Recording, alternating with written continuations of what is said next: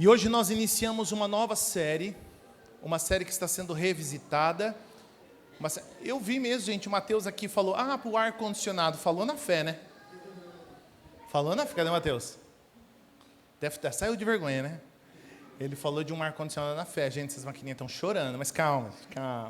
Confia, vai dar bom. Nós estamos iniciando uma nova série hoje, uma série que nós estamos revisitando, uma série que nós tivemos o privilégio de compartilhar lá em 2019, é isso? Cadê o meu segundo cérebro ali? Em 2019, e que foi um tempo muito precioso, onde nós vamos compartilhar a respeito de encontros de Jesus Cristo, com uma série de figuras importantes relatadas nos evangelhos, e durante esse processo vamos aprender nesses encontros sobre desdobramentos do caráter e da obra de Jesus Cristo de maneira muito peculiar, porque talvez eu e você, nós nos vejamos nos personagens e nos episódios que nós compartilharemos. Portanto, essa série Encontros seguirá por algumas semanas, se iniciando hoje, e hoje eu quero convidar você que abra sua Bíblia no capítulo 3 de João. Nós vamos ver em João 21 versículos, do 1 ao 21, e depois no capítulo 4, 30 versículos, do 1 ao 30. É bastante texto, tá bom? Mas é para você que está com a leitura bíblica atrasada. Vamos desatrasar a tua leitura bíblica. João capítulo 3.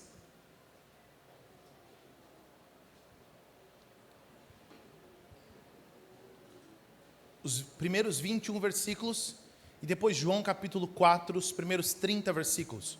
A gente vai ter o texto projetado aqui. Diz assim a palavra de Deus, preste atenção. Havia um fariseu chamado Nicodemos, líder religioso entre os judeus. Certa noite veio falar com Jesus e disse: Rabi, todos nós sabemos que Deus enviou o Senhor para nos ensinar. Seus sinais são prova de que Deus está com o Senhor. E Jesus respondeu: eu lhe digo a verdade, quem não nascer de novo não verá o reino de Deus. Como pode um homem velho nascer de novo? Perguntou Nicodemos. Acaso ele pode voltar ao ventre da mãe e nascer uma segunda vez? Jesus respondeu: eu lhe digo a verdade. Ninguém pode entrar no reino de Deus sem nascer da água e do Espírito. Os seres humanos podem gerar apenas vida humana, mas o Espírito dá à luz a vida espiritual. Portanto, não se surpreenda quando eu digo, é necessário nascer de novo. O vento sopra onde quer. Assim como você ouve o vento, mas não é capaz de dizer de onde ele vem, nem para onde vai, também é incapaz de explicar como as pessoas nascem do Espírito. Mas como pode isso? Perguntou Nicodemos. E Jesus respondeu: você é um mestre respeitado em Israel e não entende essas coisas?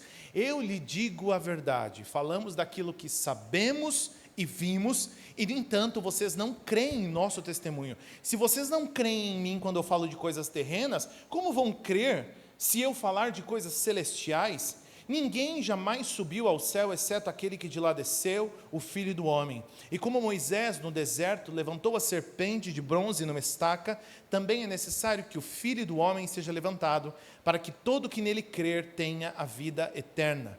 Porque Deus amou tanto o mundo, que deu seu Filho único, para que todo que nele crer não pereça, mas tenha a vida eterna. Deus enviou seu Filho ao mundo não para condenar o mundo, mas para salvá-lo por meio dele. Não há condenação alguma para quem crê nele, mas quem não crê nele já está condenado por não crer no Filho único de Deus. E a condenação se baseia nisto: a luz de Deus veio ao mundo, mas as pessoas amaram mais a escuridão que a luz, porque seus atos eram maus. Quem pratica o mal odeia a luz e não se aproxima dela, pois teme que seus pecados sejam expostos. Mas quem pratica a verdade se aproxima da luz, para que outros vejam que ele faz a vontade de Deus. Capítulo 4, versículo 1. Jesus sabia que os fariseus tinham ouvido dizer que ele batizava e fazia mais discípulos que João, embora Jesus mesmo não batizasse, e sim seus discípulos. Assim, deixou a Judeia e voltou para a Galileia. No caminho, teve de passar por Samaria. Chegou ao povoado samaritano de Sicar, perto do campo que Jacó tinha dado a seu filho José. O poço de Jacó ficava ali e Jesus, cansado da caminhada, sentou-se junto ao poço por volta do meio-dia. Pouco depois, uma mulher samaritana veio tirar água e Jesus lhe disse: por favor, me dê um pouco de água para beber. Naquele momento, os seus discípulos tinham ido ao povoado comprar comida. A mulher ficou surpresa, pois os judeus se recusam a ter qualquer contato com os samaritanos. Você é judeu e eu sou uma mulher samaritana? Disse ela a Jesus. Como é que me pede água para beber? Jesus respondeu. Se ao menos você soubesse que presente Deus tem para você e com quem está falando, você me pediria e eu lhe daria água viva. Mas você não tem corda nem balde e o poço é fundo. De onde que tiraria essa água viva? Além do mais, você se considera mais importante que nosso antepassado Jacó, que nos deu esse poço? Como pode oferecer água melhor que esta que Jacó, seus filhos e seus animais bebiam? Jesus respondeu, quem bebe desta água logo terá sede outra vez. Mas quem bebe da água que eu dou nunca mais terá sede. Ela se torna uma fonte que brota dentro dele e lhe dá a vida eterna. Por favor, Senhor, me dê dessa água, disse a mulher.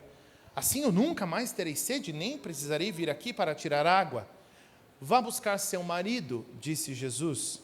Eu não tenho marido, respondeu a mulher. Jesus disse, é verdade, você não tem marido, porque já teve 5 maridos e não é casada com o homem com quem vive agora. Certamente você disse a verdade.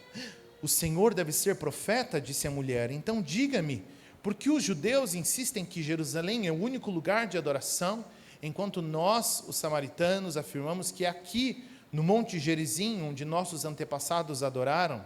Jesus respondeu, creia em mim, mulher. Está chegando a hora em que já não importará se você adora o Pai neste monte ou em Jerusalém. Vocês, samaritanos, sabem muito pouco a respeito daquele a quem adoram. Nós adoramos com conhecimento, pois a salvação vem por meio dos judeus. Mas está chegando a hora, e de fato já chegou, em que os verdadeiros adoradores adorarão o Pai em espírito e em verdade. O Pai procura pessoas que o adorem desse modo, pois Deus é espírito e é necessário que seus adoradores o adorem em espírito e em verdade. A mulher disse, eu sei que o Messias, aquele que é chamado Cristo, virá. Quando ele vier, nos explicará tudo. Então Jesus lhe disse, sou eu, o que fala com você. Naquele momento, os discípulos voltaram. Ficaram surpresos de encontrá-lo falando com uma mulher, mas nenhum deles se atreveu a perguntar, o que o Senhor quer? Ou por que conversa com ela? A mulher deixou sua vasilha de água junto ao poço, correu de volta junto ao povoado, dizendo a todos, venham ver um homem que me disse tudo o que já fiz na vida. Será que não é ele o Cristo? Então as pessoas saíram do povoado para vê-lo. Vamos orar? Ó Deus poderoso, te louvamos por tua palavra, tua boa mão sobre nossa vida e tua graça derramada sobre a nossa história. Fala conosco, ó Deus, nesse tempo que teremos de compartilhamento da tua palavra. Edifica nossos corações na pessoa de Cristo Jesus, que ele comunique ao nosso coração da tua graça e justiça. Nesse nome nós oramos e agradecemos. Amém. É evidente que eu e você nos sintamos na necessidade de mudança ou de avisar alguém que essa pessoa precisa mudar de vida, quando essa pessoa está envolvida em processos muito danosos na vida dela.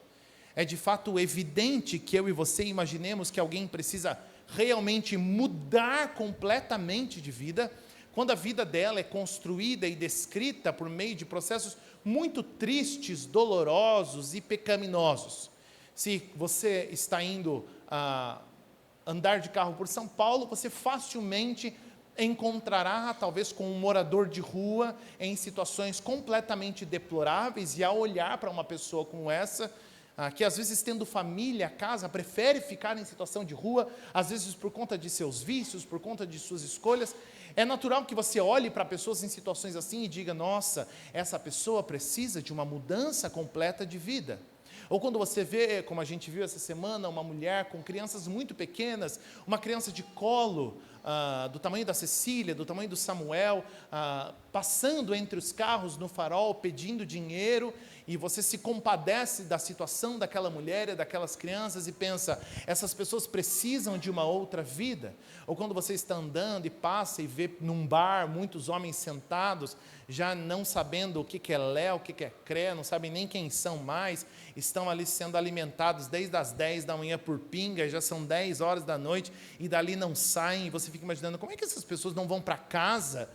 Como é que elas conseguem ficar o dia todo aí dentro? E você pensa, essas pessoas precisam mudar de vida. Ou quando você anda pela rua e vê alguém se prostituindo, ou alguém assaltando alguém, seja qual for a situação precária e triste, o seu coração é automaticamente levado para esse cenário.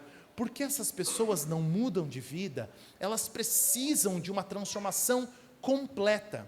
Você já percebeu que quando nós andamos pelos shoppings, pelas empresas, pelas ruas, e vemos pessoas bem vestidas, bem apessoadas, pessoas que não parecem ter grandes problemas com vícios ou com pobreza, ou seja lá o que for, a gente não tem as mesmas convicções. Já pensou nisso? Que você não anda no shopping olhando para essa pessoa dizendo assim, nossa, essa pessoa precisa de uma mudança de vida completa. É porque por fábrica, por configuração de fábrica, a gente é tendencioso a imaginar que há um tipo de pessoa que precisa de Cristo. Que há um tipo específico de gente que precisa de Cristo, enquanto há outras pessoas que não precisam.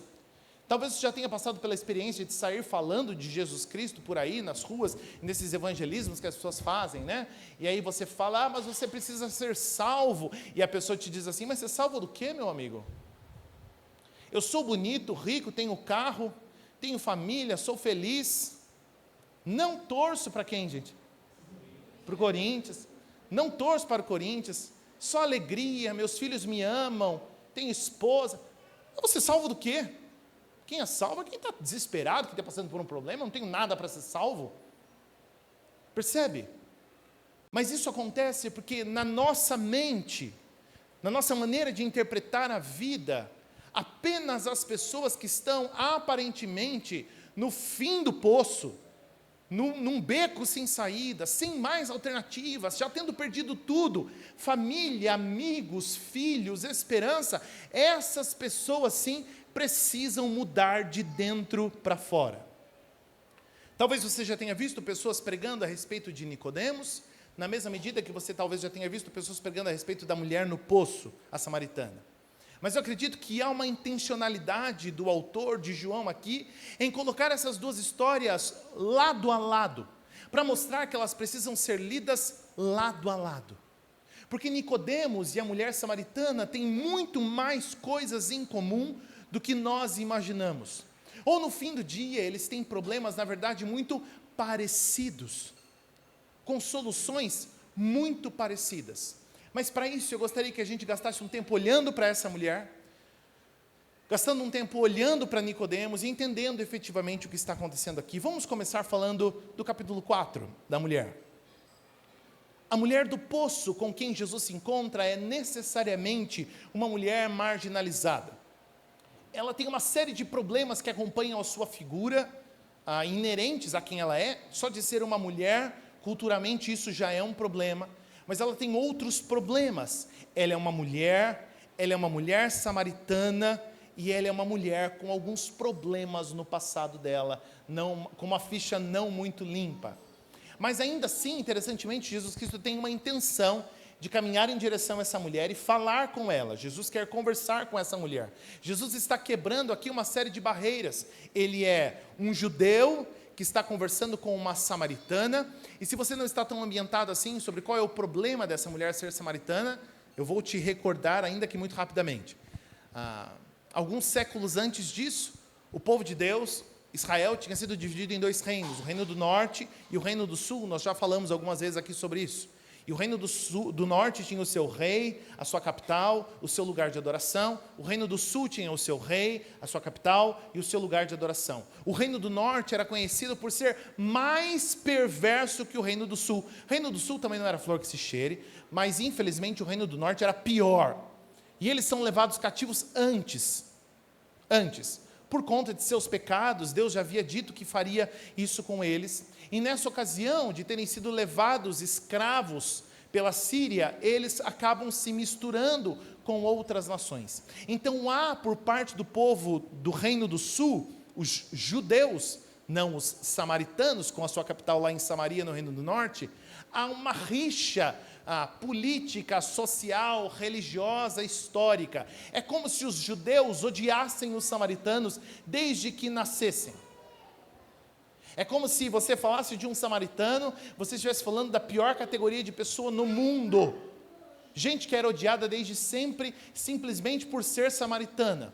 E Jesus está indo conversar com uma samaritana, Jesus sendo judeu. Mais do que isso, Jesus era um rabi, ele era um mestre. Ainda que não reconhecido como filho de Deus por todas as pessoas, ele era reconhecido como um mestre da lei, que falava da vontade de Deus e estava ali conversando com uma mulher com uma reputação não das melhores. E Jesus era um homem falando com uma mulher que não era sua esposa em público. Você já viu que a mulher, como o texto diz, ela vai ao poço ao meio-dia, que não é o horário usual de buscar água. Via de regra, as mulheres buscavam água pela manhã, quando o sol não era forte, ela buscava água no meio-dia. Muito provavelmente porque não queria encontrar ninguém. Sabe, gente que tem tantas manchas na vida, tantos erros e tanta culpa, que não tem coragem de encarar ninguém. Sabe, gente que evita as pessoas para não ter de ouvir coisas que não quer ouvir. Gente que tem tanta vergonha do seu passado e das coisas que plantou e que acabou colhendo, que prefere evitar as pessoas a ter de encará-las, é o caso dessa mulher. Ou seja, ela era um altar de vergonha e de tristeza e de símbolos do seu passado, que faziam com que ninguém se aproximasse dessa mulher naturalmente. Mas então, quando Jesus chega ali, ela está tirando água e Jesus pede água, e ela, nessa conversa, percebe que Jesus está oferecendo para ela um outro tipo de água. Uma água mais profunda, uma água que resolveria o problema da sede da mulher. A mulher que aparentemente tinha buscado solução para a vida em todos os lugares, agora recebe a oferta de Cristo Jesus para uma água que ela não conhecia, que não mata a sede física, mas satisfaz a sede mais profunda da alma, trazendo paz interior, alegria duradoura. E então, essa conversa caminha para o seu lugar mais cirúrgico. Jesus diz assim para a mulher: vá chamar o seu marido. E ela diz assim para Jesus: eu não tenho marido. E Jesus diz: muito bem, não tem mesmo. Marido você já teve 5. 5 maridos. E para ajudar o homem com quem você está, nem marido seu é. E ela fica espantadíssima.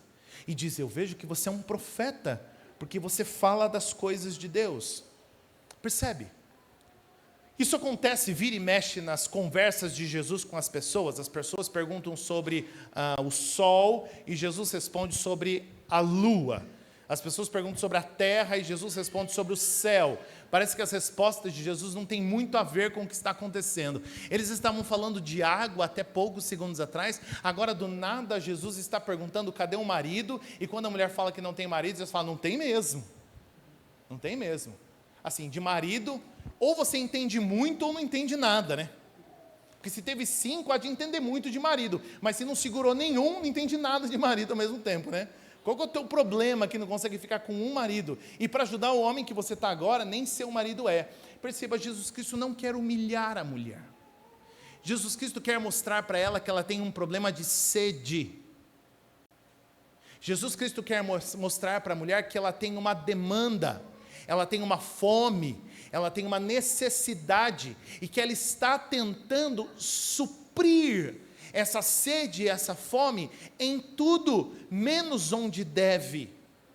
E o que Jesus Cristo está tentando falar para ela, quando fala sobre água, sobre sede e sobre marido, é que não existe marido capaz de satisfazer a sede de afeição, de aceitação, de pertencimento, de carinho, de amor que aquela mulher tem.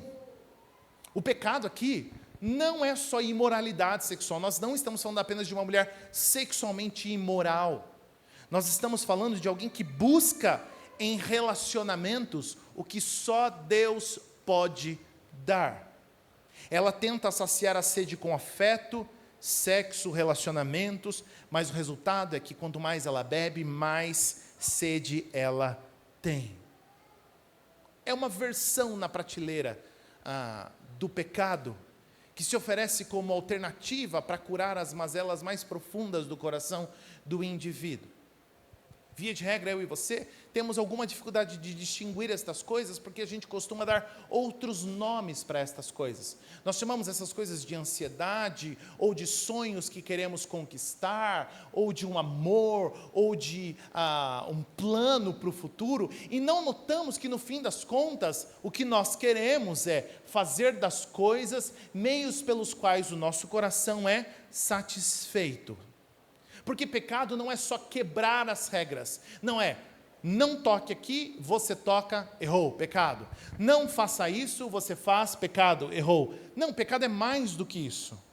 Pecado é tentar salvar a você mesmo, completar o seu próprio coração e justificar o seu próprio coração por meio das coisas criadas.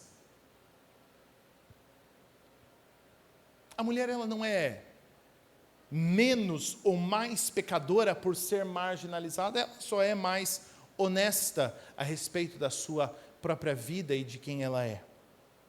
Há um homem chamado Boris Becker, um campeão de tênis, que certa vez ele disse o seguinte: eu venci em Wimbledon, vocês verem como entende de tênis, né? Wimbledon 2 vezes, uma delas como jogador mais jovem. Eu era rico, tinha todos os bens materiais de que precisava, e é aquela velha ladainha que estrelas pop do cinema que cometem suicídio. Tem tudo e, no entanto, são infelizes. Mas eu não experimentava nenhuma paz interior. E aí você pode estar pensando assim: nossa, eu queria ter o problema desse cara, né? Que é ter todo o dinheiro, Qual é o seu problema de hoje? Eu tenho muito dinheiro. Mas no fim das contas, o que ele está dizendo é que nós e ele temos o mesmo problema, achando que dinheiro, sexo, realização, fama vai solucionar o problema do vazio do nosso coração, mas isso não vai acontecer. Perceba, o que essa mulher representa para essa história dupla, esses registros de João capítulo 3 e 4, são 2 versões da mesma moeda. Esse lado da moeda é o lado da moeda de alguém que prefere torrar a própria vida às custas de seu próprio prazer, tentando encontrar significado e sentido. De alguma forma, todos nós também somos essa mulher. De alguma forma, eu e você também tentamos significar a nossa experiência por meio das nossas conquistas. O problema é que nós chamamos os nossos pecados e as coisas que estão nos consumindo de dentro para fora de sonhos, de carreira, de alvos, de necessidades, quando na verdade estas coisas só estão tentando tomar um lugar no nosso coração que não é devido. Jesus é muito cirúrgico em mostrar para ela que ela poderia se casar mais 200 vezes. Mulher, você já casou bastante. Esse homem que você está, nem marido seu é. Poderia se casar com ele também, e mais com 200 outros homens. Isso não vai resolver o problema do seu coração, porque o problema do seu coração não resolve com homem. Não resolve com homem. O problema do seu coração não resolve encontrando mais prazer. Quanto mais prazer você busca e você cava, menos satisfeito você se vê. Talvez você já tenha experimentado essa sensação, lá no meio da semana, no meio do dia, sem razão nenhuma aparente, do nada te bate um desespero interno, uma sensação de que nada se encaixa, e aí você começa, se você é como eu começo a vasculhar a minha memória, e pensar, não, se eu estou com essa sensação ruim, de que nada se encaixa, deve ter alguma coisa errada que eu estou esquecendo. Deixa eu pensar aqui, tem alguma coisa para pagar? Eu tenho alguma coisa para fazer que eu não estou fazendo? Tem algum problema para resolver? Alguma coisa que eu ainda não fiz? Alguma coisa que eu preciso... E aí eu começo a notar, não. E aí eu percebo que lá no fundo, sempre haverá um incômodo no nosso coração, que não pode ser preenchido por coisas terrenas. De forma que esse vazio no fim do dia é só desejo de encontrar com o Criador. Tem gente que preenche essas coisas assistindo filme, assistindo série, indo jogar futebol, jogando videogame, entra no Instagram, consome material que não deveria, a gente tem crianças aqui, né? Consome material que não deveria, se é que você me entende. Sai à noite para curtir, enche a cara, algum jeito de tentar anestesiar essa sensação de vazio que vira e mexe, bate no nosso coração. O problema é que, como todo bom ídolo, toda boa droga, essa coisa bate, age, vem e some. E o buraco continua lá no mesmo exato lugar. A mulher aqui marginalizada, cheia de problemas de imoralidade, poderia ser qualquer outra pessoa com qualquer outro problema. O cenário é sempre o mesmo. E o que o Cristo diz para ela é: eu tenho uma água, já que estamos falando de água, eu tenho uma água que pode sanar a sede do seu coração, sem que você precise beber água de novo. O que faz com que eu e você, meu querido irmão, compreendamos que, em último sentido,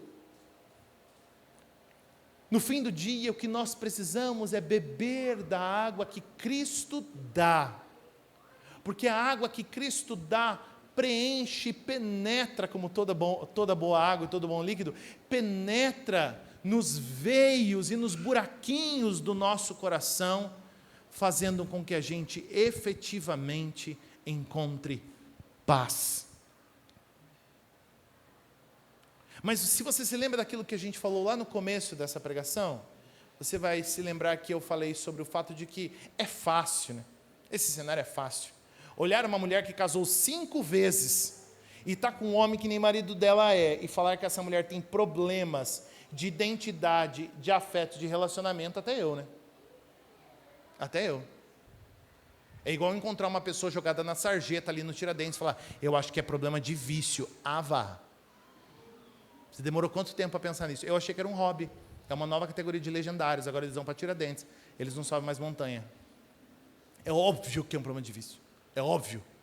Quem em sã consciência, eu fico pensando ali na Cruzeiro do Sul, um frio sem fim, às vezes a gente faz algumas ações ali na Cruzeiro do Sul, dias muito frios, 2 graus, 3 graus, o que faz um indivíduo montar uma barraca, pegar crianças, uma família e morar debaixo da ponte na Cruzeiro do Sul? E aí você olha e fala: nossa, gente, eles devem estar cheios de problema, mas isso é óbvio, isso é qualquer um, percebe? E esse é o ponto. Quando a gente olha para a mulher samaritana do capítulo 4, é fácil olhar para ela e falar a verdade, né? Como tem gente sofrendo, precisando de Jesus, né? Nossa, tem gente com a vida destruída, não é mesmo, seu Carlos? Precisando de Cristo, né? Que Jesus encontre com essas pessoas. E aí, automaticamente, eu não faço parte desse grupo, porque eu não tenho 5 esposas, eu não estou morando debaixo da ponte na Cruzeiro do Sul, eu não sou viciado em nada. Ou seja, eu não sou essa pessoa, não é para mim. Talvez pode ser que seja o seu caso, mas talvez pode ser que não, e muito provavelmente não é o seu caso. Mas por isso que esses textos precisam ser olhados lado a lado. Porque quando a gente segue e começa a olhar para a pessoa de Nicodemos, nós vemos alguém com uma identidade completamente diferente da mulher, mas com problemas tão danosos quanto os dela. O texto do capítulo 3 diz que Nicodemos, à noite, muito provavelmente para não ser visto, vai falar com Jesus Cristo e diz que está impressionadíssimo com os feitos de Jesus. Nossa, eu vi que de fato o Senhor é um mestre da lei, sabe das coisas. E se olharmos para Nicodemos, veremos que Nicodemos também é um homem de muito respeito. Se você não conhece Nicodemos de João 3, pelo menos da primeira temporada de The Chosen você conhece. Tá bom? Não é aquele homem, que ele é só um ator, tá bom? Mas Nicodemos era um religioso, um homem naturalmente muito importante, respeitado, entendido da lei. Dizia para o povo qual era a vontade de Deus, fazia ponte entre o povo e o governo romano, de fato era um homem muito importante. Ele vai de noite falar com Jesus, e ele diz que está impressionadíssimo com Jesus. Eu não sei se ele esperava nessa conversa que Jesus viesse e dissesse assim, sabe quando uma pessoa te elogia, querendo que você elogie ela de volta? Já aconteceu isso com você? Alguém que te elogia esperando ser elogiado. Sabe aquele teu amigo na escola que falava assim, nossa Bia, quanto que você tirou na prova? Porque ele quer que você fale, e você, quanto você tirou? Nossa, eu tirei 9,8. Cara, não sei o que aconteceu. Nossa, nem estudei, nem tive tempo de estudar. Nossa, foi correndo. Então, não sei se Nicodemos esperava que quando ele disse assim, olha, eu fiquei sabendo que o senhor é o mestre da lei, um homem muito importante, percebi que o senhor entende do que fala, que Jesus diria assim, nossa, cara, não, imagina você, pelo amor de Deus. Nossa, privilégio meu, imagina, vamos tirar uma foto. Nossa, que isso, eu? Imagina, você está aqui há muito mais tempo, muito mais entendido, eu estou só começando, né? Prazer poder aprender com você, estar perto de você, né? Jesus já vem, uma na lata, só para Nicodemos ficar esperto. Jesus já vai falar assim, não, Nicodemos, a questão mesmo aqui é que no fim das contas, o que importa para responder a sua pergunta sobre o reino de Deus, é que o homem precisa nascer de novo. O indivíduo precisa nascer de novo. E aí Nicodemos tem dois problemas, porque se ele entendeu mal, ele tem um problema, porque como é que um homem da lei não entende das coisas de Deus? Ele tem um problema. E se em segundo lugar, ele entendeu o que Jesus está falando, então Jesus está insultando ele. Então, se em primeiro lugar ele não entendeu o que Jesus está falando, e boa parte do texto dá essa ideia, porque ele vai falar assim, não, mas como assim Jesus? Ele tenta, acho que até dar uma esticada na conversa, como é que pode um homem voltar no ventre da sua mãe e nascer de novo? Que história é essa? Imagina, cara. Não, imagina, né? Sorriso amarelo, e Jesus fala, não, mas não estou falando disso. Estou falando disso. Quando você nasce da sua mãe, você nasce da carne, mas para você nascer espiritualmente, para ser produzida a vida espiritual, você precisa nascer do Espírito. E aí Nicodemos fica pensando assim, olha, eu estou dando uma revisada aqui na minha cabeça e eu não lembro de ter participado ou experimentado um processo como esse. E se eu não passei por um processo como esse homem está querendo dizer que eu não tenho parte no reino de Deus. Portanto, nesse sentido, Nicodemos é profundamente afrontado por aquilo que Jesus está dizendo. Jesus diz, você, Nicodemos, em último sentido, precisa nascer de novo. Jesus está dizendo que a religiosidade de Nicodemos não pode responder às questões mais básicas da vida, porque é isso que ele fala para Nicodemos também. Nicodemos, como é que eu vou falar de coisa mais complexa se as básicas você não entende? E mais do que isso, e aqui está um dos pontos nevrálgicos daquilo que nós estamos falando. O que Jesus está dizendo para Nicodemos, o que ele está sinalizando, é que nascer de novo não é apenas uma demanda para pessoas problemáticas, marginalizadas, é para todas as pessoas. O que Jesus está dizendo para Nicodemos é que cafetões, prostitutas, viciados, moradores de rua estão na mesma situação que ele. E esse é o problema dessa história.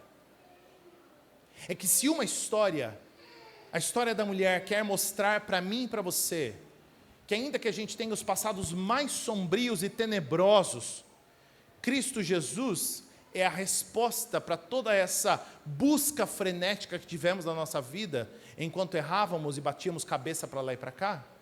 Jesus também quer mostrar que as pessoas que aparentemente não precisam de nenhum tipo de mudança, também precisam de uma mudança completa, também precisam nascer de novo.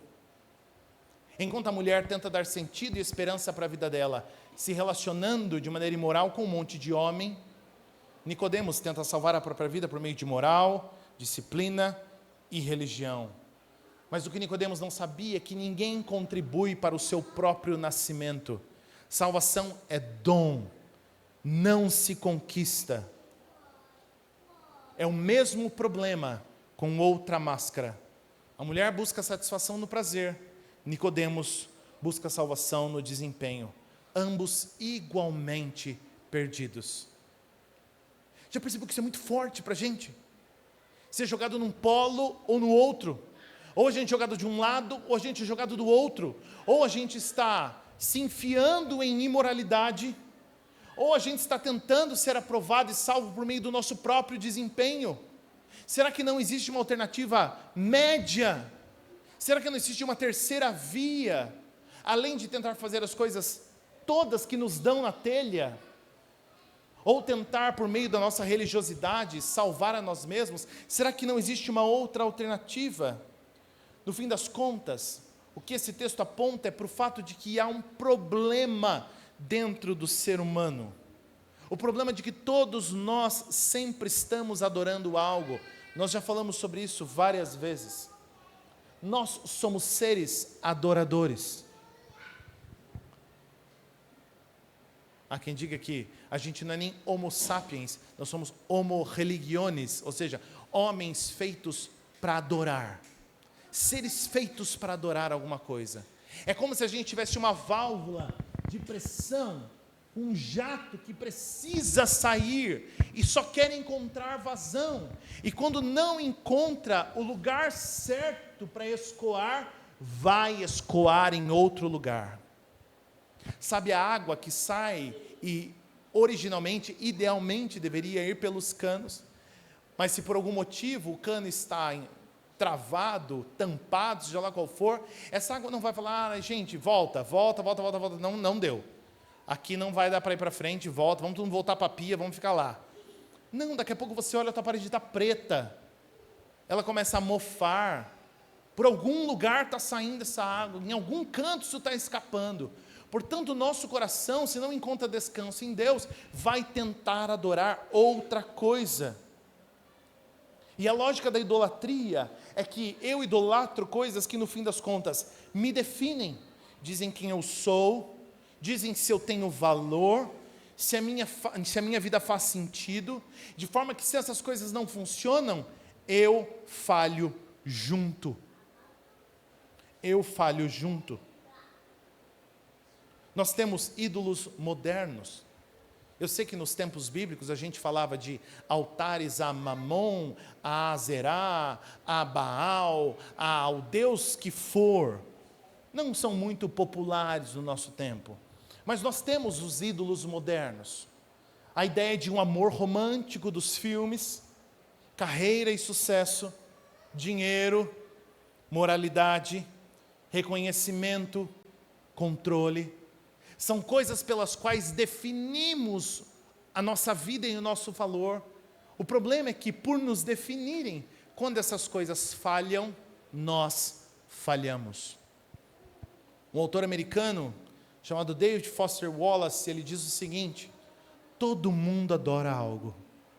A única escolha que nos cabe é o que adorar. E a razão que nos constrange a talvez escolher algum tipo de Deus para adorar está no fato de que praticamente todas as outras coisas que você adora vão comer você vivo. Se você adora dinheiro e bens, caso eles estejam onde você encontra real sentido na vida, você jamais os possuirá em quantidade suficiente. Jamais sentirá que tem o bastante. E é verdade, adore o próprio corpo, a beleza e a atração sexual, e você sempre se sentirá feio. E quando o tempo e a idade começarem a se mostrar, você sofrerá 1 milhão de mortes antes dos seus entes queridos, enfim, enterrarem você. Adore o poder e você vai acabar se sentindo frágil e temeroso, necessitado de mais poder ainda sobre os outros para anestesiar o próprio medo de ser comandado por alguém. Adore o seu intelecto, a sua inteligência, sendo visto como muito superior por alguém, e você vai acabar se sentindo no fim do dia estúpido, uma fraude, sempre prestes a ser descoberto. Enquanto eu e você gastamos a nossa energia construindo altares para definir quem somos, estas coisas vão sempre nos decepcionar. E esse é o problema de Nicodemos. Nicodemos está tentando se salvar por meio do seu desempenho, da sua fama e das suas conquistas religiosas. A mulher está tentando se salvar por meio do prazer que obtém encontrando vários maridos. A pergunta central aqui é qual é o seu amor. Todo ser humano tem alguma necessidade que só Cristo pode sanar. Percebe? A mulher precisava de algo para sanar a sede. Nicodemos precisava nascer de novo para se livrar de sua autossuficiência. Qual é o seu problema? Essa é a pergunta. Você é mais mulher samaritana ou você é mais Nicodemos? Ou você é uma bela mistura das duas coisas? Essa é a pergunta que eu e você precisamos fazer. Nessa série, a nossa expectativa é que ao olhar para encontros de Jesus Cristo com as pessoas, nós nos vejamos nessas pessoas. Já parou para pensar que Jesus Cristo poderia se encontrar com você numa cafeteria, se sentar com você? Posso me sentar com você para tomar um café? Claro, fique à vontade. E no meio dessa conversa, esse homem começa a jogar na mesa fotos do seu passado, páginas do roteiro obscuro da sua história, e você começa a descobrir que no fim das contas só trabalhou, obrou, para tentar encontrar alguém que no fim do dia nunca te deu alegria e esperança. Na mesma medida que pode ser que você se encontre com Cristo Jesus, e nesse encontro cheio de si, diga assim: olha, Jesus, eu sei que vira e mexe o Senhor encontra com gente péssima. Sei que não é o meu caso, claro. Não sou perfeito, mas também assim, não sou dos piores. Então assim, é um prazer, no caso, né, para o Senhor também estar aqui conversando comigo. Um privilégio, né? Acho que um encontro de iguais. Se não iguais, quase iguais, né? Acho que aqui a gente, na verdade, vai poder apenas trocar experiências, né? Um aprendizado aqui de mestre para mestre, né? E nesse processo você descobre que com poucas simples perguntas, Jesus desbanca toda essa arrogância e autoridade. Olha, Jesus, porque assim, se eu for olhar mesmo assim, o senhor vai ver que assim, por exemplo, drogas não uso, então nessa, check. Bebida alcoólica apenas a cerveja sem álcool, que é a famosa cerveja evangélica. Então o senhor também não precisa se preocupar com isso, né? Não assisto séries com cenas impróprias. Na verdade, eu só assisto filme evangélico, né? Quarto de Guerra, por exemplo, eu assisto todas as quintas-feiras com a minha família. Eu tenho 2 filhos lindos, né? Casado com a minha esposa, sou o legendário. Minha esposa, ela sempre sai abatendo no pé. Faz bolo em casa, eu chego à tarde com a minha pasta do serviço, uma família maravilhosa, pago os meus impostos, dou o meu dízimo, meu Deus, ajudo os missionários, que é isso, né? E Jesus, olha, massa, que legal, show de bola, viu? Muito legal. Mas assim, eu estou lembrando aqui, me desculpa perguntar, né, com todo respeito, mas eu me lembro que parece que semana passada teus filhos não viram a tua cara, né? E eu tenho a impressão que se eu der uma fuçadinha aqui nas tuas finanças, talvez a gente descubra aqui umas coisinhas não tão agradáveis. E outra, vamos falar efetivamente sobre a nova vida. Apesar aí, e além dos teus maravilhosos feitos, conta para mim, quando é que você nasceu de novo? Não, Jesus, não confunda as coisas. Acho que o senhor está me confundindo, né? Nascer de novo é para pessoas ali realmente necessitadas, viciados, pobres, moradores de rua, torcedores de times que não vão novamente falar. Nascer de novo é para essa gente. Eu, nem de longe, não preciso disso. Sou eleitor do presidente, que o senhor já sabe que eu voto nele. Então, assim, não é o meu caso. Não é o meu caso. Não. Eu quero saber, efetivamente, quando é que você encontrou a Cristo? Quando que você se viu miserável, precisando de Deus? Não, acho que não é o meu caso. Percebe, meu querido irmão? Com pouco contato, Jesus Cristo destrona todas as estruturas para as quais nós construímos toda a nossa história. Portanto, no fim do dia, tanto a mulher quanto o religioso Nicodemos precisavam do mesmo Cristo. Portanto, o que eu gostaria que você pensasse nessa noite é: o que se fosse tirado de você destruiria a tua vida? O que em sendo tirado da tua vida destruiria você de dentro para fora? O que sendo tirado de você, consumiria você a ponto de você não querer mais viver? É tua reputação? São teus filhos? É o teu dinheiro? Tem gente que quando perde o emprego fica louca.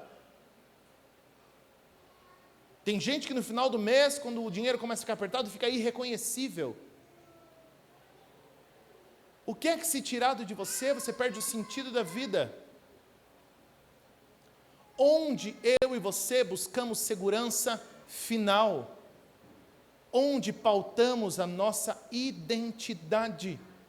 Se alguém te perguntar hoje, quem é você? Quais são tuas primeiras palavras?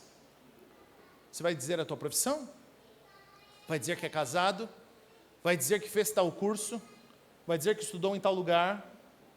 Que é originário de tal cidade? Que é vencedor do prêmio tal? Que é sênior na empresa tal? Que é pai de tantos filhos? O que te identifica? Onde é que Cristo entra no processo de identificar quem você é?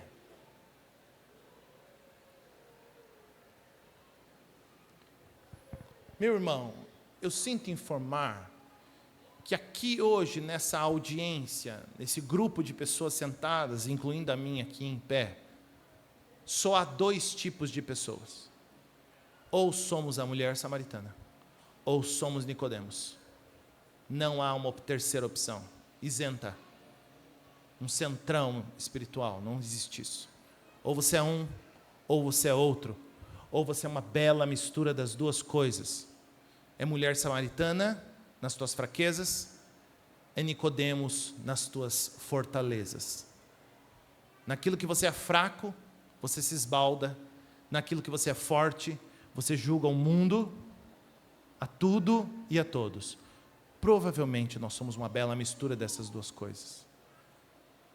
A boa notícia para mim e para você, meu querido irmão, é que tem um jeito de curar os dois problemas. Para mim e para você que sofremos com os nossos desejos, pecados, ânsias do coração, meu querido irmão, só Cristo Jesus pode matar a sede do nosso coração de maneira definitiva. Portanto, quando você se sente completamente frustrado por não conseguir a resposta esperada das coisas à sua volta, se lembre, elas não vão te oferecer essa resposta. Procure satisfação em Cristo Jesus. Troque um número na tua conta bancária, mínimo para te dar alegria e esperança, pela pessoa de Cristo Jesus. Troque os elogios das pessoas à tua volta, tão necessários para a manutenção do teu ego e da tua identidade, pela certeza de que Cristo Jesus te amou e vai te amar por conta da obra realizada na cruz. Troque a necessidade de ser reconhecido por meio da sua carreira, a necessidade de ter amigos e gente à tua volta, ou de satisfazer os teus prazeres sexuais mais obscuros, sejam eles quais forem, pela pessoa de Cristo Jesus, cujo qual oferece uma água que, se bebida, faz com que o indivíduo nunca mais sinta sede. Na mesma medida, meu querido irmão, que se você está tentando conquistar algum tipo de elogio e apreço pelo Senhor nosso Deus, por meio das tuas conquistas meia boca e sem vergonha,